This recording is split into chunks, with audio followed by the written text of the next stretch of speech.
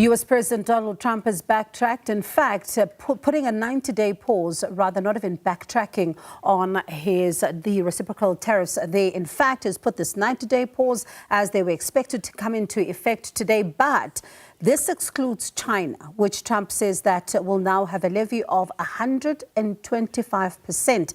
This is in reaction to Beijing's imposition of an effective 84% levy on all American imports. And you heard us talking about this earlier on with Mluleki Nzimande, who was saying that there needs to be some, at least, certainty on this particular matter. But let's leave it to Sherwin Bryce-Pease, our U.S. correspondent, to make sense of these developments. And Sherwin, this is seen by some that we've spoken to here tonight, saying that it's a move of uncertainty because they do not know if this, in fact, 90 days will indeed last or what happens. But let's speak about his post more that he just posted on Truth Social this evening.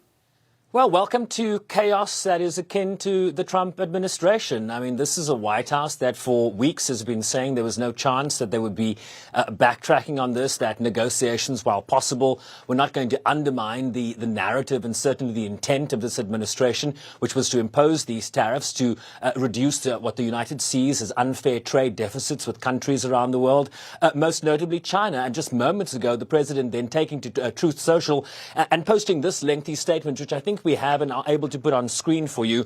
Based on the lack of respect that China has shown to the world's markets, I'm hereby raising the tariff charged to China by the United States of America to 125% effective immediately. Of course, Bongiwe, this comes in retaliation to China escalating its levy on the United States to 84% overnight.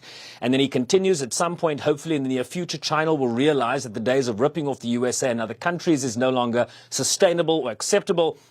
Conversely, and based on the fact that more than 75 countries have called representatives of the United States, including the Departments of Commerce, Treasury, the U.S. Trade Representative, to negotiate a solution to the subjects being discussed relative to trade barriers, tariffs, currency manipulation, and non-monetary tariffs, and that these countries have not, at my strong suggestion, retaliated in any way, shape, or form against the United States.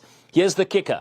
I have authorized a 90-day pause and a substantially lowered reciprocal tariff during this period of 10% also effective immediately. So essentially, if you're Lesotho, your tariff with the United States now goes down to 10% from 50%. If you're South Africa, your 30% moves to 10%.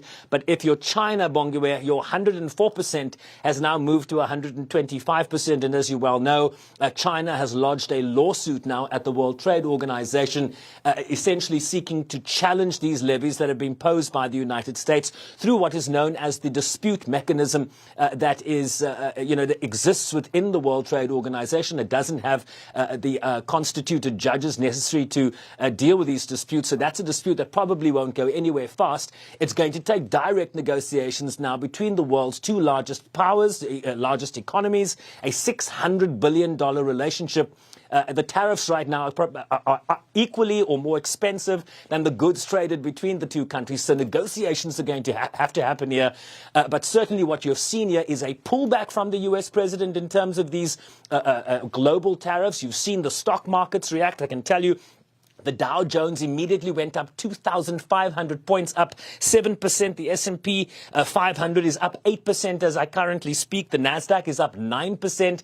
And that was from, very tepid numbers we saw earlier in the day, boosting the markets here in terms, sort of countering the sell-off that we've experienced leading up to this moment, given the lack of affinity and certainly the unwelcome narrative you heard from investors as it relates to these tariffs. And of course, the big concern in the United States was that the economy here would dip into a recession. Goldman Sachs was saying so. JP Morgan was saying so. And so we've seen this pressure build over the last number of weeks. And finally, the president today capitulating, seeking to shape the narrative. But we know what matters here. The numbers in terms of the stocks were not speaking in his favor. Some 10 trillion was wiped out in terms of value on the stock market. And that is a number that was really going to hurt people at the top, but also people at the bottom. Prices were going to go up here. The EU also retaliated with some 24 billion of targeted tariffs on certain goods in the United States. So the sentiment was negative. You've now seen a reversal from the White House.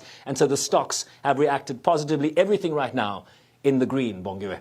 And it's interesting, Sherwin, because when you look at his post, right, on Truth Social about 4 hours ago, this is a man who posted, "Be cool. Everything is going to work out well. The US will be bigger and better than ever before."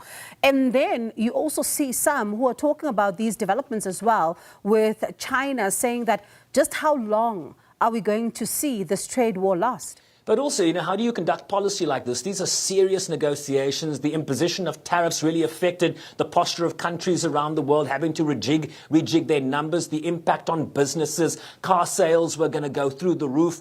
The posture here was an uncomfortable one for countries around the world. Think about this. The EU today, taking its time after Trump announced those reciprocal tariffs last Wednesday, only announcing their response today, and now he has essentially undercut the painstaking nature of those negotiations to come up with a number, a calibrated response from the European Union here, only then to be undercut by Trump's decision to say, hey, we're not going to impose that 30% on you anymore. It's going to be 10%, so that we now have 90 days to negotiate. And here's the problem. In 90 days, you want to negotiate trade deals with 75 plus countries that are seeking to, recalibrate their relationship with you. How's that going to work? Who's going to lead these negotiations? And also, the White House is seeking to shape the narrative now. They're not saying, hey, we made a mistake, let's apologize, and let's get back on track in terms of talks here. They're saying this. Treasury Secretary Scott Bessent was sent out from the White House moments ago, and he said this, quote, "This was Trump's strategy all along." You might even say he goaded China into a bad position. So they're saying this is, part of the art of the deal. This is how the president operates. This is his negotiating forte.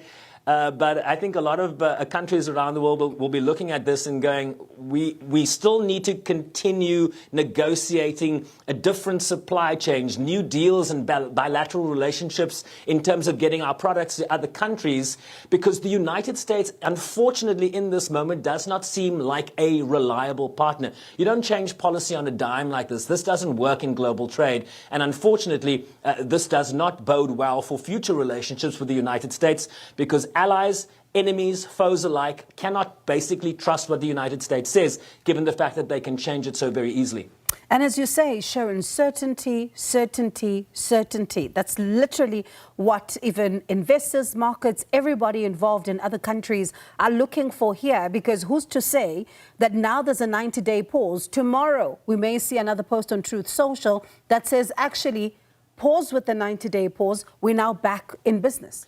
And this is a very important relationship that countries have with the largest economy. Let's not underestimate the fact that the United States has a massive economy, right? And a lot of countries around the world, Lesotho textiles, for example, South African minerals, Chinese electronics, depend on this large economy, and it has ramifications for employment in these places, for addressing poverty and developmental needs. So these are really serious issues that perhaps are not, should not be discussed via virtual social media tweets that can change from day to day. These are very important negotiations. Often these tweets undermine existing free trade agreements. Think about the free trade relationship between Mexico, Canada, and the United States. Think about AGOA, sub-Saharan countries that were dependent on, the lowering or the lack of levies in terms of their goods coming into the United States. All of that has been undermined, only for the President of the United States today to backtrack and say, hey, we're not going to impose all those numbers